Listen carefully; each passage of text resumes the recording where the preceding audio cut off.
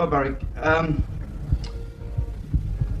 I'm trying to go back to somewhere around about the Radio Caroline days, because that's when... 63-ish. 63, is it? When the Fortunes really came into their own, purely by singing the praises of a girl called Caroline and being snapped up by pirate radio as a theme for... Yeah, we didn't actually record it for Caroline. It was written by old members of the Ivy League, if anybody is old enough to remember John them. Carter and Perry Ford were the writers. It was so obvious it was snapped up by the station, and it wasn't a hit. I mean, a lot of people think it was, but it didn't get in the charts, but it had so much play that it was served the same purpose at the time. It's incredible though that it never did become a hit, isn't it? I got mixed feelings about it, because people who live in areas that were served by the station, don't forget, if you take the whole of Britain, there's a lot of people knew about Caroline, but there weren't that many who could hear it. There were people offshore from, say, North Wales up the Lancashire coast, and people down the south, but if you got inland and saw the later stages, you never heard the station. Yeah, that's very true. I mean, say if you lived in Kent or Wiltshire or Hampshire, everybody was conversing with Radio Caroline. It wasn't enough. I don't know what the reasons are why it's a hit or not. It wasn't. It's probably one of the first records in Britain to get some kind of saturation play, really. Yeah, the saturation play, when it really got picked up by Caroline, probably unfortunately for us at the time, was it had been out for quite a long while, and I believe when it started picking up a lot of plays on Caroline, we'd already got another record out, because the next record after that was an abysmal miss called I Like the Look of You, which was written by Tom Jones, later manager, and that was the first Ready Steady Go we ever did. PJ Proby was on it, and we got that out, and the station was playing Caroline, and it was like a conflict between the two. So they both disappeared. You're one of the original members of the group. There were slight changes. Yes. How far back does the group go? Well, I suppose the origin is myself and the bass player Rod Allen. I'm Barry Pritchard, by the way, everybody. And we went to Moseley Grammar School together in Birmingham. He arrived there when we were about the age of 13, I think. And we've, schoolboys, skiffle group type thing. And we did Carol Levis TV Discoveries thing all them years ago, and the groups have evolved from there. Was there any kind of motivation to start a group, to start the skiffle group? Well, I think just about every other kid on the street in when that be 1960, 59, everybody wanted a group, everybody wanted to play down at the youth club, and it was Elvis and Gene Vincent and the Everly Brothers, and no special motivation, it was just a good thing to do and a good fun. And how did you decide on the musical direction that the group was going to take? Well, that came about strange. I mean, I left school, we were about 18, we started on taking exams and things, and then we weren't at work for about 6 months, and we went full time straight away. I think we more or less knew by then, because we and a few other groups like the Nudies and the Bellies were getting all the best gigs in the Midlands, and we sort of felt that there was no way we weren't going to be in a group full time. I mean, the time was really right for it, Groups were new, brand new, and everybody wanted to fill the halls, everybody got money, you never had it so good and what have you. We ended up living out at a place in Rugby, a mansion. It was owned by a guy called Reg Calvert. There was a tie-up with the radio station thing here. He had about 5 groups living under his roof, and eventually sort of pruned them all down to one, which we all resisted very strongly, but we ended up as the Fortunes. There was a guy from one group, there was me and Rod from another, and a sax player around at the time. You would probably recall on Caroline, if you got that long memory. And the manager, Reg Cole, who owned this mansion, he also got involved in a radio station, Radio City. I think it was the second or third to come into existence. It was on the forts, the old wartime forts off Eastbourne. That's right. Unfortunately, he got himself shot. I mean, a lot of shady characters involved in those radio stations. The people actually put the money up, which I won't really go into because we were very young, quite frightened by it all. And he died, and then it all blew up, and there was legislation against radio stations and whatever. And we were sort of plucked from it by a guy called Terry King, who was the agent at the time, and only a young bloke, and we've been together ever since. It wasn't. Yeah, I forgot your original questions about musical policy. Yeah. But that's how the group came into being. Yeah. Probably manipulated a little bit. We were in the hands of businessmen, and when that happened, we were taken to Decca. We'd already been with Decca, had a couple of records out, and he waded in and got us a new producer, new writers.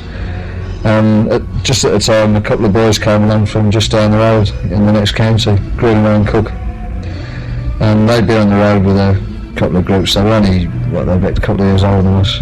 And the first song they wrote together was "You Got Your Troubles." Really? And it was just one of those lucky coincidences. We happened to get the song, and they were young writers wanting somebody to sing the song, and we happened to be the ones who sang it. Two of my favourite composers, actually, Roger Cook and Roger Cook. Well, lovely guys, yeah. Roger Cook's gone to America now. He's given in because of the tax thing. Really? And Greenaway's decided to stay here, and I don't know if you read about it in the press now, he's forming a pressure group for people to fight the tax laws. Oh, he's one of those, is he? Yeah, well, he's one of the instigators of the whole thing. So that's probably the wrong word, it sounds better. Yeah. Well, You've Got Your Troubles was your very first hit, and that was around about 65. 65, yeah. That was in both Britain and in America. It was in 21 countries. 21? Yeah. Quite something, and that really started the ball rolling for you then. Yeah, we were on the point of quitting, to be quite honest. We had 4 records out up to then, and we'd originally resisted being formed into the Fortunes. Like Rod and I wanted to be our own, the other singer wanted to sing on his own. We thought, well, it's not meant to be. And we had one more stab, it was like, if that record hadn't gone, we'd have packed it in and, we'd have split. Yeah. And it did, it would. What kind of difference did it make to your lifestyle? Well, it's easy with hindsight, you can sit here and talk all night. We were only 20, 21. I think you had a good time at that time in life anyway. And it's just something really run, and all it means is you have a good time without having to worry about your bills so much. Yeah, true. At the time, we made a lot of mistakes, and we went and blew a lot of money, and didn't really see some of the people manipulating. But we thought we were all very intelligent, and so we got a lot of exams, and at that age you think that's it, But you got one big hit under your belt, and then suddenly you had to look around for another one. Where did you find the second one? Well, we didn't have to look, because at Decca, in the same year, a mate of ours, Tom Jones, who had been doing the circuit, he had a hit with Les Reed, and Les had a hit with the Walker Brothers, and Les had actually done the MD work. He'd done all the orchestration for Troubles, and it was like a little team at Decca was growing, and Greenaway and Cook came up with a follow-up, and Les came up with a follow-up. I mean, we had so many songs sent to us, it was unbelievable. We plumped for Les's, probably because we didn't want to repeat the formula. We had this big thing about, well, we've had this one, it'd be very easy to follow it. We chose Les's song to be a little bit different. This was the... Here It Comes Again. Here It Comes Again. And then we had This Golden Ring, which got to about 14 or so in this country. We were lucky abroad, I think the next thing we had a couple of things that got in the 30 and 40 after that. But this is when the guy got shot, Reg, and trouble started to punish him. We had Seasons in the Sun years before the other guy. If you remember the Manfred Mann group? Yes. Well, Mike Darbo was helping us with the records, and Manfred used to have all his songs sent over, Dylan songs from the States. And they gave us Seasons in the Sun because Darbo and Manfred said, well, it's more of a singing song, and it's not our kind of thing, and they were mates, and we had it. We had a number 1 all over the continent, and we couldn't sell a bloody record in England with it. It was, the Walker Brothers, when the Walker Brothers started getting into all the French songs and the Northern songs, and then split up, yeah. Well, it's a Jacques Brel song with McKieran did the translation. No, it was just before his time, I don't know. But we couldn't sell it. We felt a bit down, when the other version came out a few years later. Terry Jack's version, especially as a bit inferior. Probably. I mean, well, it's easy to knock anybody else's thing. I mean, obviously he made the right record for the mass market, I don't know, and we didn't. So right out at the right time, obviously. Yeah, money-wise, that's where it stands, but I thought we made a nice record of it, Well, you went through a lean period then after you had the... Well, we had a dispute. We were in court and out of court, lawyers and things. When the manager died, and we found the record company doing things we didn't agree with. I thought they could pressure us, you know. And for better or worse, we fought it. We didn't have a record out for 18 months. Then we got a deal. We got out, it settled it, and we got a deal with United Artists.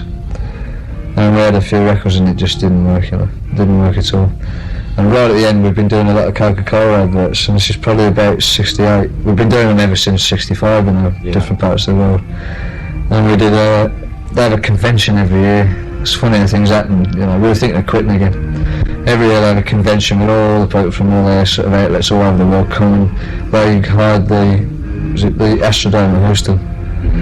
Got all the people there, and that year's gift was an LP by us, where they got all the big writers like Jimmy Webb and Les Reed and people like that to write songs. And one of the songs happened to be a hit in America, got in the top 50 or so, just as we were coming out of our deal with UA. And Capitol snapped us up, put us back together again with Greenaway and Cook, and they wrote Here Comes That Rainy Day Feeling again, which got in the top 10 in the States. Yeah, marvellous song. Yeah, it was right for the time, dead right, because they were into a bit of a nostalgia thing then, themselves, with like buying old British sounds, you know, and it was just right. And for us, you know, we'd had a lot of Coke adverts on day and night over there, so the sound was still with them. Yeah. There's a story going around actually that you made more money out of Coca-Cola adverts than you ever did out of hit records. Maybe it's probably, I don't know the figures, but they chuck money about like it's now I'm old, I think it's criminal. I honestly do. You know, their budget when we were young, really annoyed, you know. We did a tour of Holland, and they haven't got many plants of their own around the world because it's all done on a franchise basis. Yeah. And they got a place in Holland and Amsterdam we went to, and they gave us a dinner and all this, and it was, you know, linking up with the adverts. And the guy sat there and says, you know, tell us some figures now, and he was doing his sort of spiel for the papers. And it wasn't anything to do with us, he was just telling the papers a big thing about Coke, you know, and he says our budget for advertising in America alone, not Canada, just America, last year was $50 million. I thought he's just talking, you know. And I checked it out and he was, and that's got to be 8 years ago. That's just incredible amount of money to spend on a drink that probably ate your guts out, you know. Yeah. I mean, like, we did photograph sessions and things, and the lads who worked for the company and the photographers were saying, put a piece of meat in a dish, a baking tin or something, meat pan, pour it all over, pour Coke all over it, pardon me, spitting. Too much Coke? Yeah, too much. Well, we're not allowed to advertise, let's cover it with Coke, come back the next morning, the flipping flesh all rotted off the bones. Really? Yeah. Has this association with the Coca-Cola people done you any harm at all? No, not at all. I mean, it's helped me pay the rent. Yeah, it's when we had lean times, you know, we've got checks and I ain't complaining about that. But I've sort of, I think there's something wrong with it all somewhere along the line, you know. Well, just after Here Comes That Rainy Day Feeling, you had a big hit then with that Freedom Come Freedom. Yeah, well, Rainy Day Feeling was another one, we couldn't sell it in England. It was out twice, you know, when it really had. It crept into the bottom, didn't it, of the top 30? It bubbled. Yeah. It didn't get in the charts, you know. It's just another case of, it had so many plays it was embarrassing, but a lot of people thought it was a hit. It was around the world in different countries, you know. Oh yeah, that's the thing that's kept us going, although it'd been very spasmodic over here. We've always had one big one somewhere in any given year, somewhere in the world, and it's just been enough revenue to keep us going, you know. Now, Lindsay DePaul then came up with Storm in a Teacup. Did you ask her, or did she offer the song to you? Well, no, first of all, Where Freedom Come, which like Roger produced Rainy Day Feeling, Roger Cook, and you know, like Capitol put us back together with him. So he found Rainy Day Feeling when he was over in the States.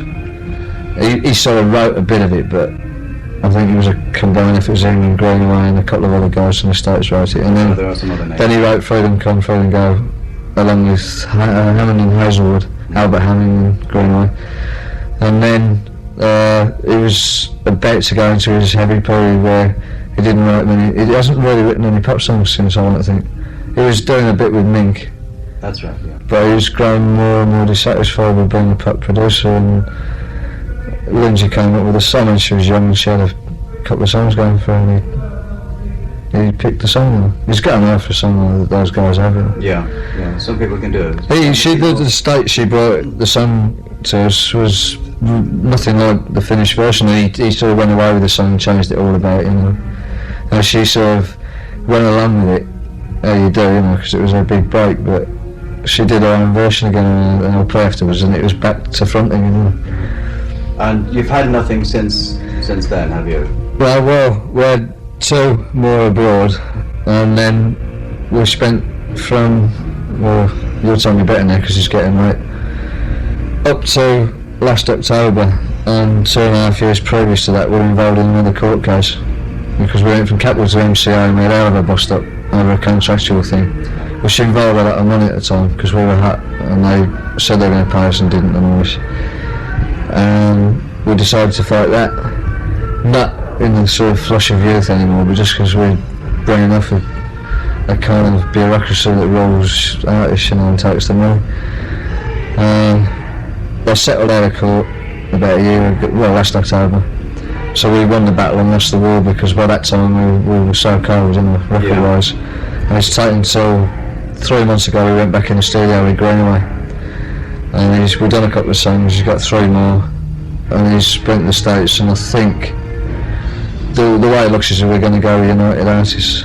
But it's, again, it's completely different people there now. Yeah, true. It will be direct through the States and not through the English office. That is to say, Greenaway will do the looking after the production and that, but it'll always go to the States first. I see. I think it's better that way. They seem to have people more good to looking after artists and these than every time it seems to happen in London. I don't know. It's just luck, pure and simple. Pure and simple. Yeah. When you decide to go into the studios, obviously it's with 2 things in mind. 1, we would like to have a top 20 hit, and 2, we want to record something we like. Which comes first? Unfortunately, for us, the circumstances we've been in with the 2 legal actions, that when we've come back, it's always been a case of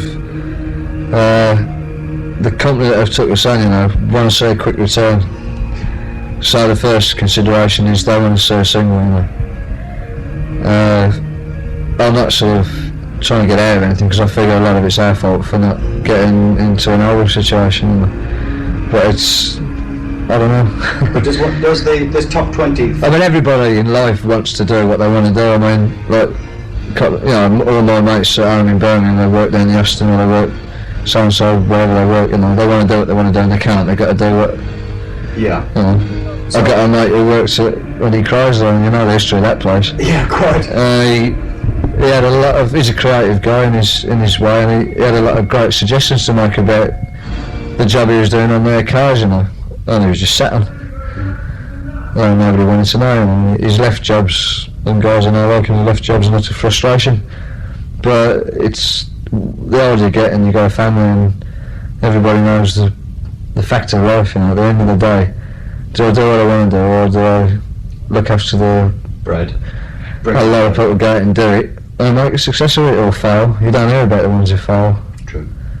Often, I don't know. It's a hard choice. I mean, I've got 4 kids, 4 boys. I love them. Yeah.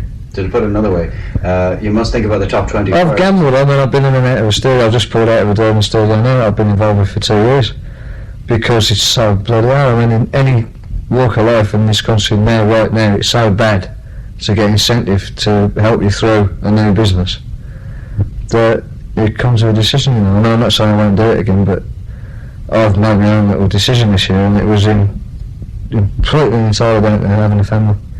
You're saying something which Tommy Trinder said to us a few weeks ago. Yeah. That Britain's not the place to... Then you get into sort of nationalistic sort of... I've been probably looking at through the interview, and I don't really mean to. I mean, I don't want to go anywhere else. It's saying everybody... We travel, we go to different countries, and everybody seems to have the same sort of problem. So a great big God America, and I don't want to live there. No. What's the musical direction of the group now? Because you're into early retirement songs like Kiki D, Nielsen, or hanging about at Salisbury, Boozy in Tartan. Here's the boys. All right, boys. Yeah. Hey? Oh no, we're going to see how this Greenaway thing goes, you know. Whether it'll just be another damp sort of squib fuse, whatever you want, I don't know. He's got some songs and he's doing well at the moment. But I suppose we're riding on his back to get a contract, you know. We'll see. We need him at the moment. Yeah. So what kind of group do you call yourselves now? Because you're doing so many... We're old, really old. Musically speaking, no, you're not old. You do old songs because you've got to play all the old things. We're staying around, mate, you know, we do want another chance to get in the studio, and maybe we've got it now, and I don't know. Like everybody else, we'll go around the back. There's no way we're going to fill heavy holes, you know. And we're not a kind of group anyway. When can we hope to have a new single from you then? Well, hopefully. I don't think it'll be the first one we've done with Greenaway, because that hasn't gone down too well. It's supposed to be shoved back over a few desks in this month. I believe we're going in at the end of October to do 2 more he's got. And I've given up sort of saying, well, we're going to have one out next week and all that, because that's a load of rubbish, and we'll do the best we can, and if companies like them, I'll take them. Of the hits you've had over the years, which has been your own particular favourite? Well, I suppose Seasons in the Sun, the version we did years and years ago, you know. Not Troubles? No, for some reason. No. I was the one in the group who didn't want to do it. I didn't really like it when it was played to me. For any particular reason?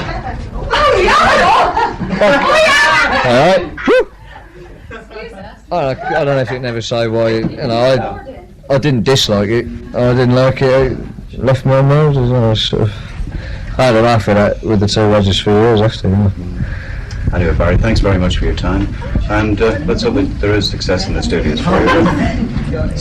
Well, thanks very much. Right. Everybody down there gets better ever so quickly. Devices, hospital, is it? Devices? Red's for danger, isn't it? Yes, right then. See you folks. Thank you. Best of luck.